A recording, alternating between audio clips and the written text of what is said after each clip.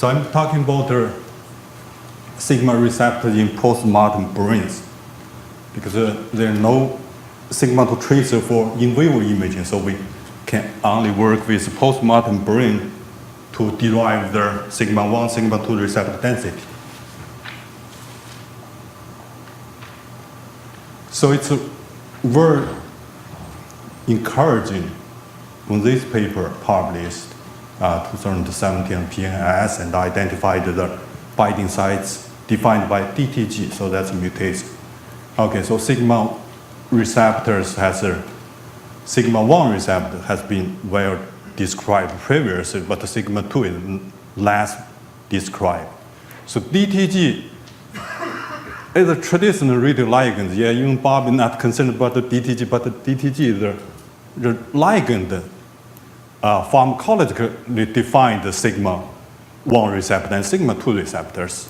Yeah, ITM1, that's a great ligand. Yeah, I like very much, and Bob likes as well, right? So this ITM1 means ITMAC. So, but there are many questions about this, because this is only validated using DTG binding. And again, so when Alan did his experiment, he also identified PGM-C1 from mass spec, but when they use DTG, there is no binding. Okay, so so what's the problem with DTG? So those are previous study using DTG binding. That's all from cancer. So Wayne group worked with different cancer cell lines, found sigma-2 density are very overexpressed, and Bob further developed sigma-2 radioligand as a proliferation marker. It's very useful for cancer imaging and cancer diagnosis. So what has been done for sigma-2 receptor in human brain? So previously, people, that's from 1993 brain research paper using DTG binding without using sigma-1 ligand to mask sigma-1 receptor binding sites. What was found is actually those imaging from film autoradiography, so image quality not that bad, but the density was lower. So that's from 7 AD brains and 7 control brains. It's interesting to see binding decreased in AD patients compared to controls. Also, cell loss, neuron loss is proportional to DTG binding. So theoretically, we should say those are sigma-1 plus sigma-2 receptors. So the question is, which one lasts? Sigma-1 lasts or sigma-2 lasts? So here they use the 6 nanomolar DTG. So density actually is quite lower, because if you look at the density of the femtomolar per milligram protein, if it converts to femtomolar per tissue, it will be 2 point something, 3 point something. It's about 20 times lower than what we found using our ITM1 binding. Or it's about 5-6 times lower than ceramicin. Ceramicin is another sigma-2 radioligand. So here is the ceramicin binding. That's not from autoradiography. That's a homogeneous, brain homogeneous binding. So that's a nice curve. Even non-sphere binding is high, maybe because DTG didn't block very well. That's why it may underestimate the sigma-2 receptor homogeneous. But those data, at least, that's close to what we found with the ITM1 binding. I'm going to show you in later slides. So it's curious, DTG binding affinity in brain, it's so low, it's half micromolar. So it's about 20 times lower than reported data from liver homogeneous binding. So what's wrong? Well, based on Alon's paper, PNS paper, maybe there are mutations, maybe DTG is just not good for measuring sigma-2 receptor in human brain. So that's why we started using IHM1. Why? Because IHM1 has been found to be very selective. It's for sigma-2 receptor binding infinity under 5 nanomolar. And for sigma-1, it's 2 micromolar, 2,000 nanomolar. And so that's a binding assay using liver homogenases. We got 0.66 nanomolar. So also, non-specific binding is very low. So this is the outstanding sigma-2 ligand. So DTG is a very traditional, but IHM1 is a very novel and very modern ligand to use for starting sigma-2 receptors in cancer, in brain, in all different systems. So yeah, this again, so those are from liver homogenases. We use the sigma-2 receptor competitive assay and test the series of compounds. Again, we also use DTG under conditions of blocking sigma-1 receptor. So we got a very good agreement. If we put them together, there are some outliers, but most compounds sit in the unity line. That means the pharmacology method using IHM1 alone is equivalent to DTG pharmacology plus sigma-1 ligand blocking, sigma-1 ligand using the potassium. Okay, so yeah, that's why I say IHM1 is so good, because much better high binding affinity. Also, we found it slowly dissociates from ligand. So it's very good for autoradiography, because when you do autoradiography, you have to rinse. And selectivity is high. So I said that for certain because it's based on KD over KI. We don't really know the KD for IHM1 for sigma-1 receptor because binding is too low to be measured. Okay, so we have a very nice beta image system. Actually, currently we have 2. So this is very nice because this is digitalized, and it's very fast for treating. Because if you use traditional film autoradiography, on the bottom, that's a film. For 1 month, 3 months, it's the same, not the same slide, that's adjacent section we did simultaneously. We can tell over 24 hours this image will yield such a nice quality image compared to 3 months film autoradiography. So also it's very quantitative if you measure the digitalized signal over the activity on the standards.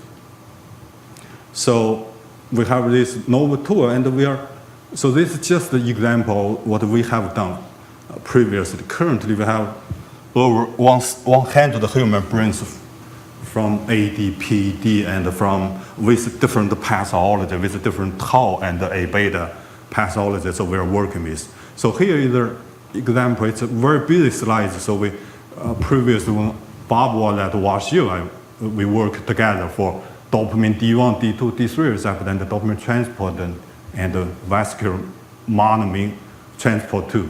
So there, across our different brain sections, we systematically study those receptor regulation in normal brain and Parkinson's disease or Alzheimer's disease brains. So we have brains available. We also have good radioligand for sigma-2. Why don't we start the sigma-2 receptor? Again, so sigma-1 receptor has very good radioligand potassium. So we can test, we can measure sigma-1, sigma-2 receptor. So start from aged human brain, control brains. So those are demographic details for those subjects. We have more females, less males. So what we have done is process the our brains into 20 micron sacks and using radioligand to incubate. We tried the DTG, but we couldn't get a good signal with DTG. But Sigma-1 ligand pathogen have very nice binding curve. If you increase density, it will saturate, and we can do scan chart. It follows one-side binding model, and we can get the KD value and the Bmax value from the cortex. So we can have a KD. Once we have KD, then we can measure density, use a single concentration based on binding isomer. So this is Sigma-2. This is very encouraging. And if you increase concentration, it starts to reach the saturation, and we can tell binding affinity is kind of lower compared to liver homogeneous, because here we got 7 nanomolar, but in homogeneous, liver homogeneous, what we got 0.66 nanomolar. So there are some differences, but still has very good binding, and non-specific were defined using thyramycin, 1 micromolar thyramycin. So if we do all different regions for Sigma-1 receptor, that's from frontal cortex, basal ganglion, and substantial nigra, we got a very good signal. And we use the haloperidone to define non-specific binding, so we can quantify Sigma-1 density. So those are summarize the data of Sigma-1 density as Bmax, that's calculated using KD and the apparent binding density. So that's from 11 subjects, and the data mean plus SEM. Sigma-2 receptor density is very high, signal is very high. It's displaceable by thyramycin, also other ligands I didn't show here. So we can calculate the total minus the non-specific, that's the specific binding, that's the Sigma-2 receptor density again, so summarized like this. If we put the Sigma-2 receptor together, so we can find the Sigma-2 receptor density actually higher than Sigma-1 receptor density. It's about 2 times higher other than red nucleus. So most region has a high binding density of Sigma-2 receptors than Sigma-1 receptor density. So if we plot Sigma-1 and the Sigma-2 receptor density in the frontal cortex, this is a very nice linear correlation. And if we put all the 10 regions together from 11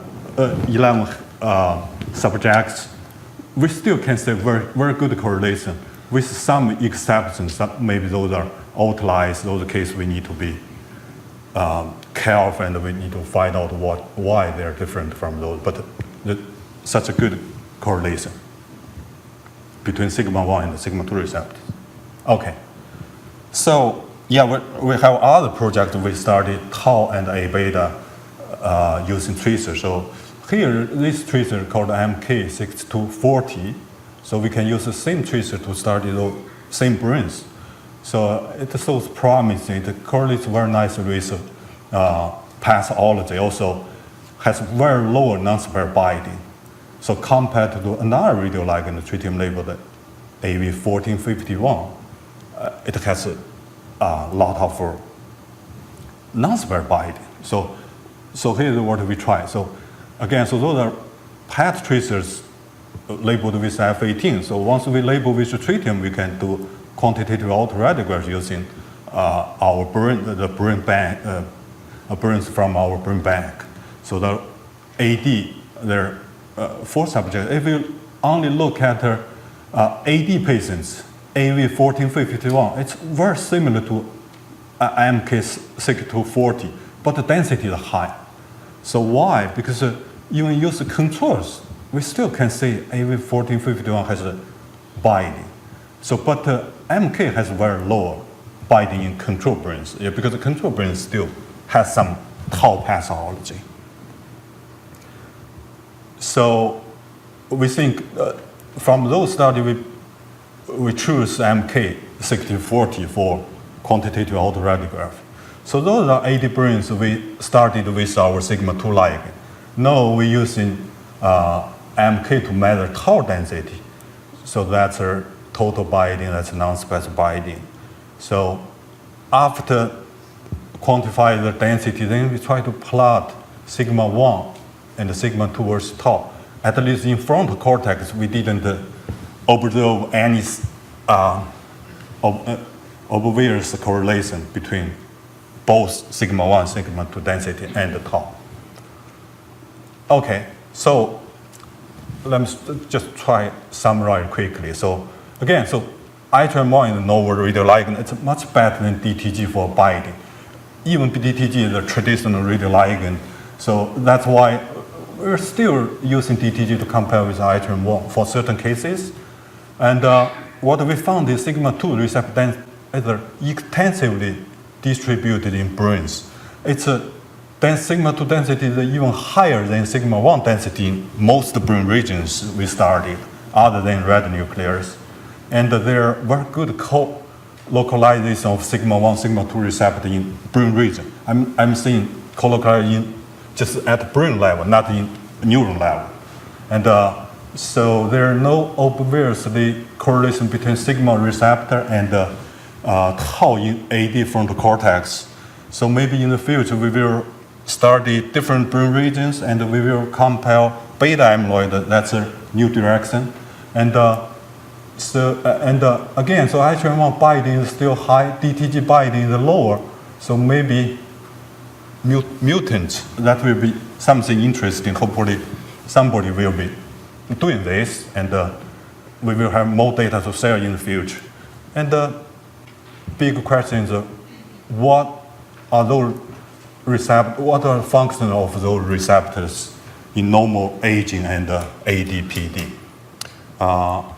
I would like to thank ADRC, Alzheimer's Disease Research Center. They provided us a lot of very valuable human brains, and we thank participants to donate their brains after their disease to help us to advance the research.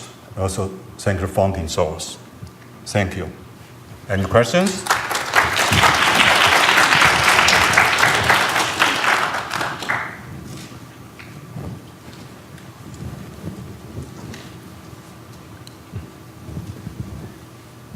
Thanks a lot. So I'm curious if you've looked at whether the protein levels are correlated with the mRNA levels for TMEM97 or any other of the associated genes across brain regions. Yeah, that's a good question. So for those proteins, we're working on that, but currently I do not have data to share.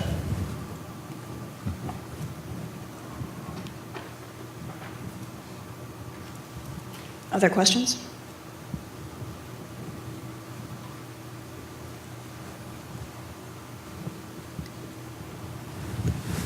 Thanks, Eileen. Great talk, Jinbin. Really appreciate the work. So in terms of testing interactions with AG205, not a great tool for work with living cells, but certainly one of the only things we have.